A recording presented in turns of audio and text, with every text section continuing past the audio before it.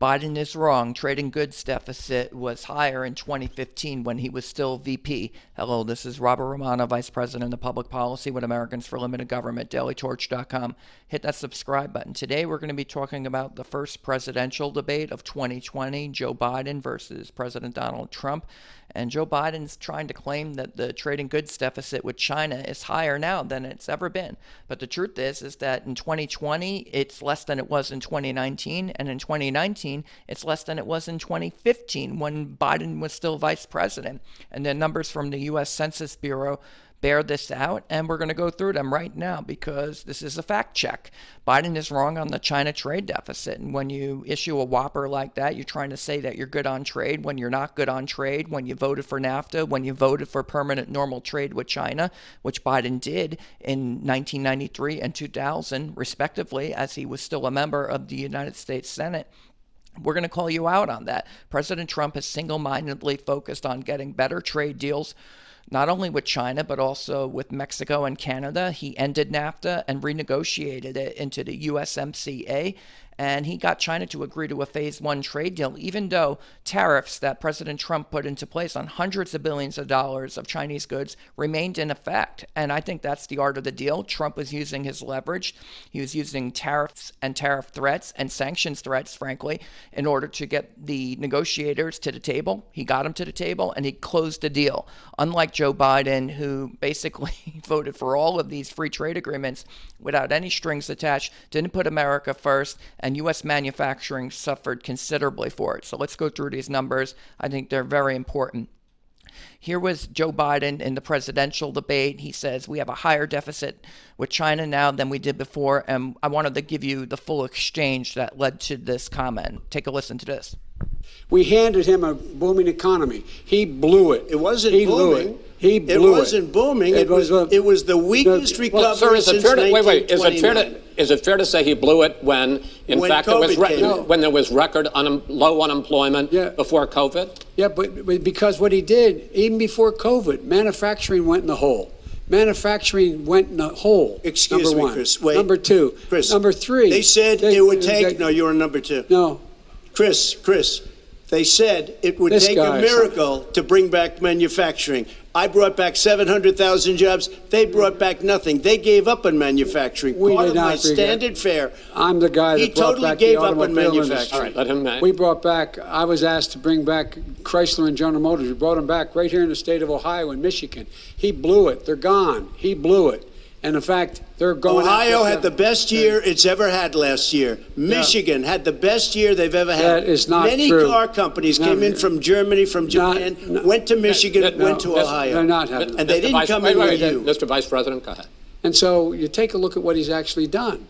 He's done very little. His trade deals are the same way. He talks about these great trade deals. You know, he talks about the art of the deal. China's perfected the art of the steal. We have a higher deficit with China now than we did before. And that's the claim, and here are the facts. In 2019, the trade deficit with China was $345.2 billion, and that's down from its 2015 level of $367.3 billion. That's a 6% drop. Here's 2019 at $345.2 billion, according to the U.S. Census Bureau. This is the trade and goods deficit with China. Trade and goods with China.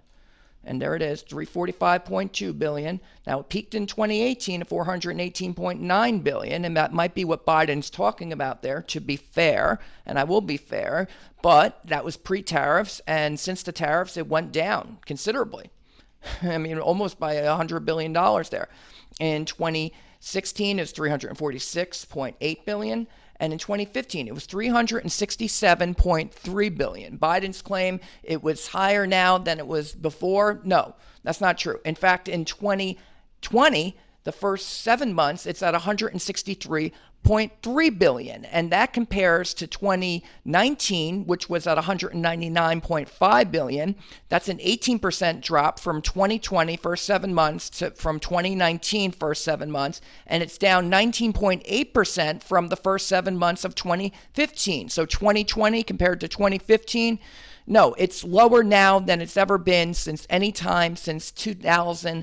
2011. You have to go all the way back to the Great Recession and coming out of that. The last time the trade deficit with China was as low as it is right now in 2020. And I think that, this is just a big whopper from Joe Biden. He's not in command of the facts. And the facts say that instituting the tariffs, 25% on $250 billion of Chinese goods and 7.5% on the remaining $300 billion of goods, has had a significant impact on the trade deficit. Again, 2020, the trade deficit is lower now than it was at any time since 2011.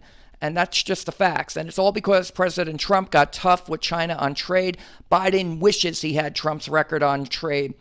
More than any other issue, it was President Trump's position of America First on trade that helped him win in the Rust Belt, in Michigan, Ohio, Pennsylvania, Wisconsin in 2016 against Hillary Clinton. Democrats had forgotten their traditional constituency, union households. Trump united union households and conservative households on the issue of trade. He got Republicans to go against the free trade dogma and say that we're going to put America first and we're going to start to bring the jobs back here. And Trump had put the tariffs in place on China, and it's worked. The trade deficit's down.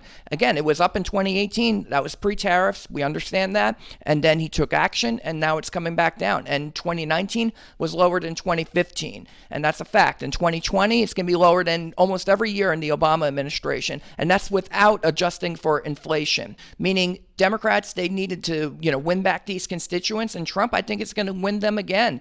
Democrats' number one priority was to nominate a candidate who could neutralize Trump's advantage on trade and, more broadly, his strength on the economy. Instead, they nominated Joe Biden. Biden voted for the North America Free Trade Agreement in 1993. There it is, the North American Free Trade Agreement Implementation Act, NAFTA. There's Joe Biden, yay. Here's the 2000 Permanent Normal Trade Relations with China. There's Biden, yay.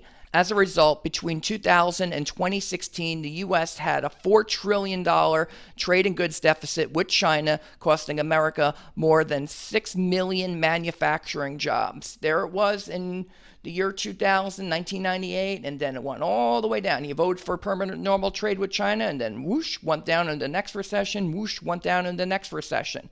And, it was coming back slightly. It flatlined in about 2015 in terms of the recovery. And then when President Trump got in, manufacturing went up, boom, another 700,000, just like President Trump said. President Trump has the facts. Joe Biden doesn't have the facts on that. I'm just a fact check. He says it was higher now than it was then. That's not true. It was higher then. And now the jobs are coming back. And, COVID-19 notwithstanding, that's another recession right now. I think we get those jobs back very, very quickly. We've already recovered 14 million jobs overall from the 25 million jobs lost in the April pandemic state-led shutdowns. And he knocked Biden in debate. He said, China ate your lunch, Joe. Take a listen to this. We have the highest trade deficit China with ate Mexico. Your lunch, down 18%. China ate your lunch, Joe. And there you go. China ate your lunch, Joe. And that's exactly right. President Trump is right.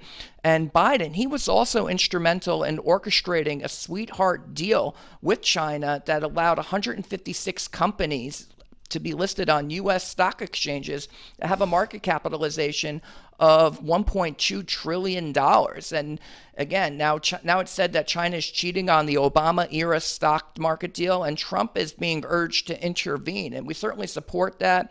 And Vice President Joe Biden, he was talking to China. He got this deal done in 2013, this memorandum of understanding of enforcement cooperation between the Public Company Accounting Oversight Board of the United States, which is overseen by the SEC, and the China Securities Regulatory Commission and the Ministry of Finance of China, that allowed these companies to be listed on U.S. exchanges that basically don't have to comply with our transparency requirements. That's what the memorandum is all about. It's a waiver to Chinese companies saying, oh, you don't need to bother with auditing your books and making certain that your investments are safe for U.S. and American investors. No. We don't need that. And that was the deal that Biden orchestrated with China, which then Vice President Xi, who is now the president of China, Xi Jinping, And this 2013 deal further capitalized production in China, which includes slave and forced labor and child labor in China. If you look at the Department of Labor report, the 2018 TVPRA list, it shows that in China, textiles, artificial flowers, Christmas decorations, coal, footwear, garments, nails, bricks, cotton, electronics, fireworks, toys, these are made with slaves. These are slave labor products, and we're capitalizing it thanks to Joe Biden's memorandum of understanding with Xi Jinping and having all these luncheons in 2012 and 2011, all these meetings with the Chinese. And that's what it was to do. It was to capitalize production in China. And again, that goes to slave labor. They have concentration camps there in Xinjiang province with the Uyghurs. Up to 1 million to 3 million Uyghurs are being enslaved right now. And the U.S. the Customs and Border Enforcement are taking action now against agricultural goods coming out of that area on tomatoes and cotton. And I think that's a step in the right direction. And President Trump, he should go even further. And he certainly went further than Obama and Biden ever did. And Biden's not going to do a darn thing about this. In his acceptance speech, Joe Biden barely mentioned trade at all. That it came up in last night's debate is, frankly, a wonder, since they don't want to talk about Trump's strength to get reelected. They want to, try to help Joe Biden get elected. Thank you, mainstream media. Thank you, Fox News. In contrast, President Trump, he ended NAFTA. He got the USMCA renegotiated, and, that ended a train wreck of a trade deal. And he ended the Trans-Pacific Partnership that Obama and Biden were instrumental in orchestrating and trying to put into place that would have expanded NAFTA to include 6 or 7 other countries out in the Pacific. That would have been horrible. And finally, President Trump got the art of the deal done with China. He got a phase 1 trade agreement with China with the tariffs still in place. That's $250 billion of goods have a 25% tariff on them to date, and another 7.5% on the remaining $300 billion of goods. As a result, again, the trade deficit with China is down 2 years in a row to its lowest level since 2011. And I'll leave you with the close here. The trade pressure by Trump, including leveraging the tariffs and threatening sanctions. President Trump has been threatening sanctions against China. How do you think he got them to come to the table? He put all these tariffs in place, and then he put the sanction threat on, and suddenly in the beginning of the year, we got the art of the deal done. We got a phase 1 trade agreement with China. Worked to American workers' advantage with jobs coming back to the United States. When Biden had his chance, he sold America out. And given another chance, he'll do it again. That's the commentary. This is Robert Romano, Vice President of Public Policy with Americans for Limited Government, dailytorch.com. Hit that subscribe button, ring the bell for notifications, and have a good day.